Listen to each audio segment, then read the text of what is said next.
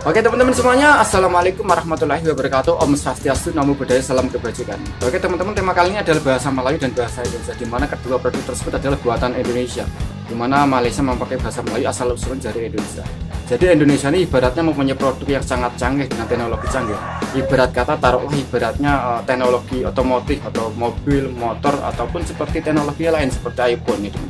Jadi Indonesia memberikan lisensi pada negara Malaysia, yaitu seperti teknologi canggih, taruhlah iPhone, lalu diproduksi massal oleh Malaysia dengan sumber daya alam yang rendah, menghasilkan produk yang kualitas rendah, sehingga orang-orang Malaysia enggan membeli produk Malaysia yang hasil lisensi dari Indonesia, dan masyarakat Malaysia justru suka dengan produk luar negeri. Contohnya, kaum Melayu Malaysia justru suka dengan produk teknologi dari Inggris, yaitu bahasa Inggris.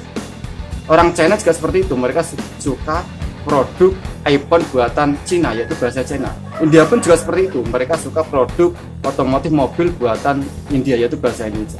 Oke teman-teman, oleh sebab itu saya akan mereaksi tentang warga negara Malaysia, mereaksi tentang bahasa Melayu yang semakin lama semakin ditinggalkan. Oke teman-teman, saksikan video ini sampai selesai, jangan lupa like, comment, dan subscribe. Tapi nampaknya orang Melayu sendiri pun tak ramai, rata-ratanya tak ada kebanggaan pun terhadap bahasa Melayu ni. Dan kita dapat lihat di agensi kerajaan sendiri pun, kementerian-kementerian tertentu untuk hari negara, untuk hari sukan negara di Malaysia ni, sudah lama kita ada program Fit Malaysia. Fit Malaysia. Kenapa perlu diberi nama Inggeris Fit Malaysia? Fit Malaysia. Tak boleh ke diberi nama Melayu, Malaysia Sihat ke? Malaysia Sihat. Cergas ke? Itulah guys, masalah bahasa Paham. Malaysia yang kurang dihargai hingga saat ini. Profesor Theo juga membahas nasib bahasa Malaysia di masa depan yang kemungkinan akan menjadi bahasa yang kecil. Yuk kita lanjut ya.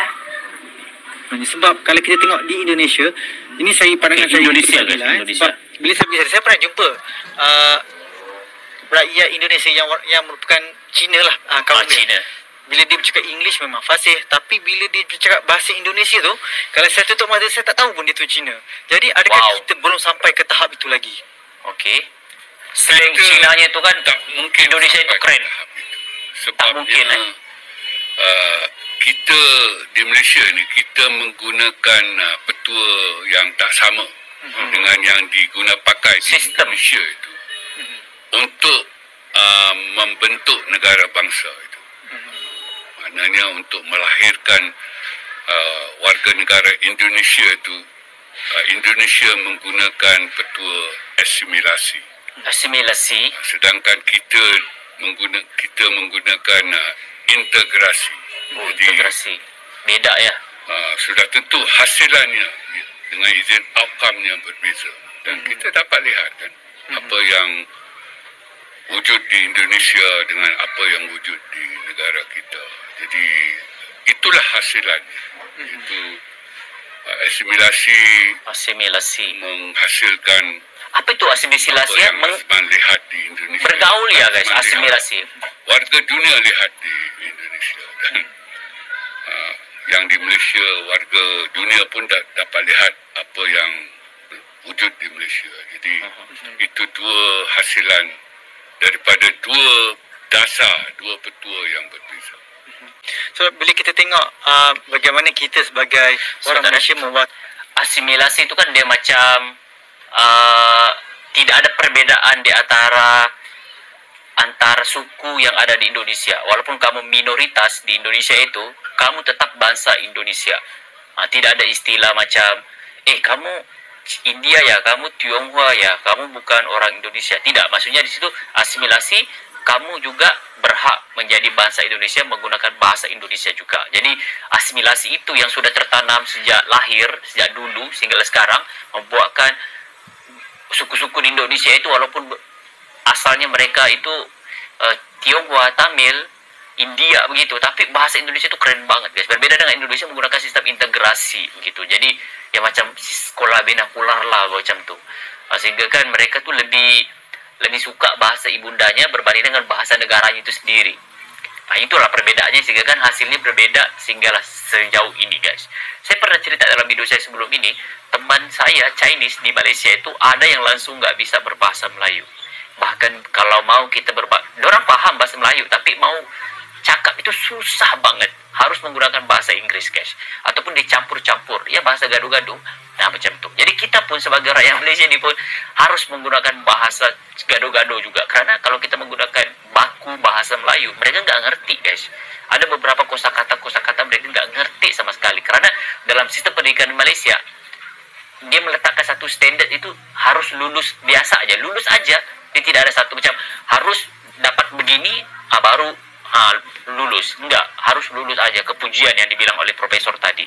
Jadi, kalau ini berterusan, memang bahasa Melayu akan terus ketinggalan jauh sama Indonesia. Benar, guys. Ini kenyataan, bukan omong kosong. Yang menonton di sini, ada orang Malaysia yang menonton di sini, kita harus terima kenyataan tuh. Jangan menidakkan perkara yang nyata di Malaysia. Semoga anak-anak yang akan datang akan terus improve, memperbaiki bahasa kebangsaan itu sendiri sebagai jati diri bahasa Malaysia itu sendiri.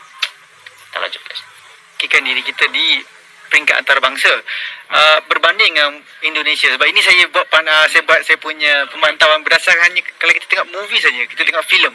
Filem. Bila mereka melihat orang Malaysia, mereka akan bercakap bahasa Inggeris. Tapi bila mereka melihat Indonesia, mereka boleh nak bercakap bahasa Indonesia. Adakah ini menunjukkan identiti mereka jauh ke depan berbanding kita sebenarnya? Sudah tentu. Sudah tentu. Wow. Identiti mereka